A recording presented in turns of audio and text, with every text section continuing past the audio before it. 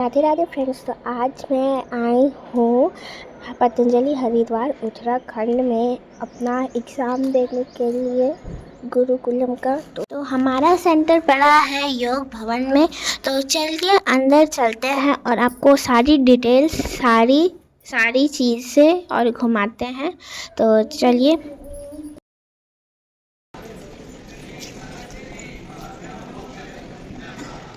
योग भवन में एग्ज़ाम देने से पहले हवन करते हैं।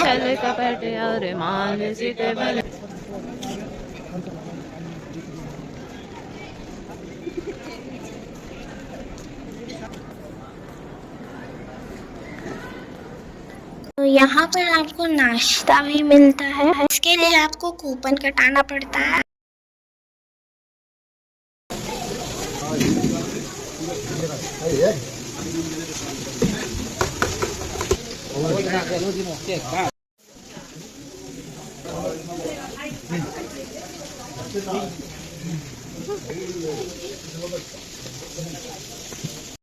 तो यहाँ पर आपको अपना रजिस्ट्रेशन नंबर देना पड़ेगा और आपको सीट मिलती है कि आपको कहाँ पर बैठना है।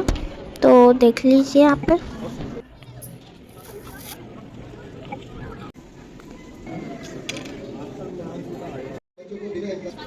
All the best. मैं हूँ उनका नाम आपने सुना ठीक है वहाँ पे यहीं से मेरा घर उत्तरकाशी है। ब्रूस यहीं पे पढ़ रहा है? नहीं, मैं यहाँ पे जॉब करती हूँ।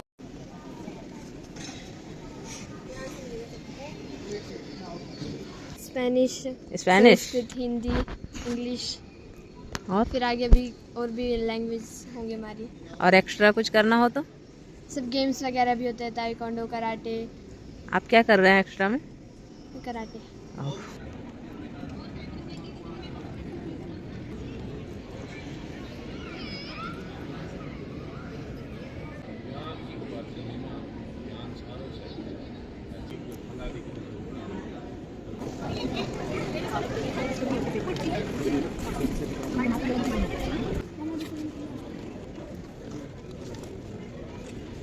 तो यहाँ पर आपको आयुर्वेदिक चाय और बिस्किट का पैकेट पतंजलि से मिलता है।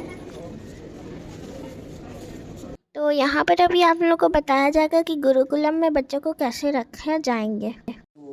सुलाना अच्छे से, उसकी देखभाल करना, उसकी तबीयत को देखना, सुबह उसको उठाना, उसको गर्म पानी पिलाना, ब्रश आदि कर रहा है, समय से नहा रहा है, कपड़े साफ पहन के वो गुरुकुल जा रहा है कि नहीं जा रहा, वहाँ तक उनकी जिम्मेदारी होती है। सुबह और शाम को, दिन में वो अलग अलग सेवाओं में रहते हैं।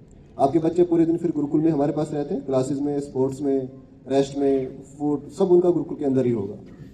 खेलने आ सकते हैं। हम जन्मदिन कैसे सेलिब्रेट करते हैं गुरुकुल में, या आप उस यूट्यूब चैनल पर देख पाएंगे। क्या क्या एक्टिविटी होती है वो भी उस यूट्यूब चैनल पर बहुत सारी रखी हुई हैं। ठीक है, तो वो आप मैं बता रहा हूँ कि भारतीय सरकार के द्वारा पूर्ण रूप से अधिकृत यह बोर्ड है, जो भारत के किसी भी राज्य शैक्षणिक बोर्ड या केंद्रीय शैक्षणिक बोर्ड के समकक्ष है। और विस्तार से आप उस वीडियो में 24 मिनट की वीडियो में उसको सुन लेंगे। ठीक है, मेरी ओर से संक्षिप्त रूप से ये जानकारी आपको दी गई है। अब आपके कोई प्रश्न है तो एक एक करके पूछेंगे। उसमें एक नियम ये रहेगा, एक प्रश्न को पुनरावृत्ति ना करें, रिपीट ना करें। प्रोस्पेक्टस में जो इन्फॉर्मेशन दी है, यदि उससे जुड़ा प्रश्न है तो मैं आपको कहूंगा कि आप प्रोस्पेक्टस पढ़ लेंगे।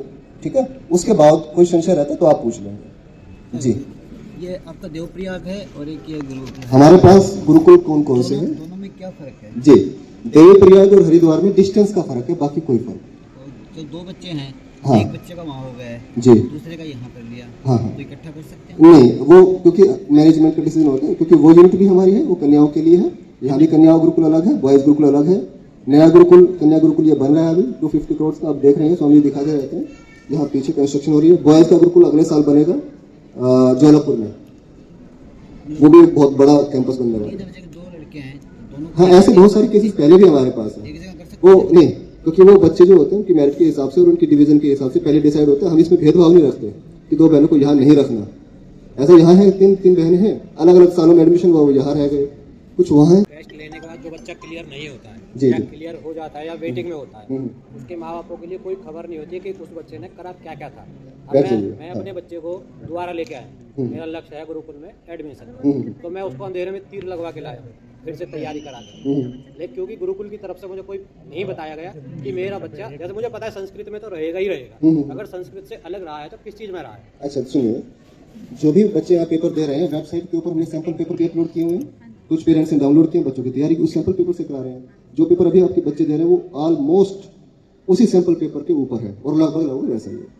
पहली चीज़। दूसरा, जिन बच्चों को हम Hindi, English, math, GK, logical reasoning, general awareness, ये रिटन टेस्ट, फिर Hindi oral, English oral, Sanskrit oral, physical activity, discipline, इन सब का स्कोर कंपाइल करके स्कोर बनाते हैं, ठीक है ना।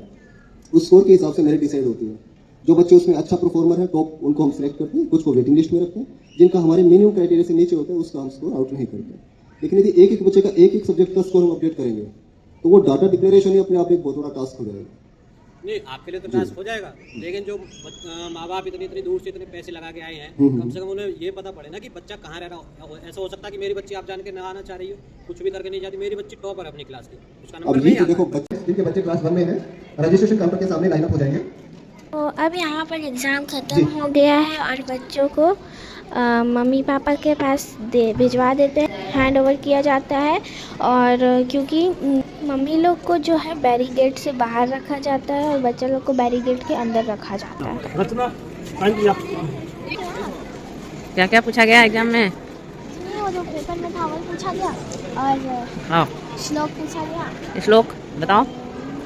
बहिरन्तस्य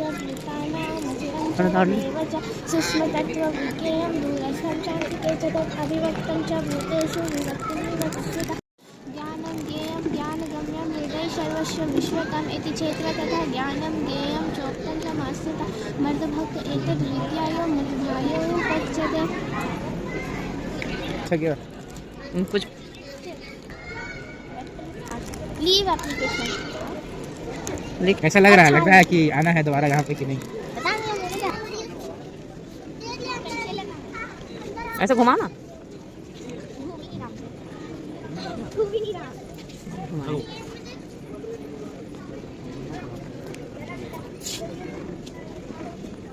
तो अब हम लोग जा रहे हैं एग्ज़ाम दे करके।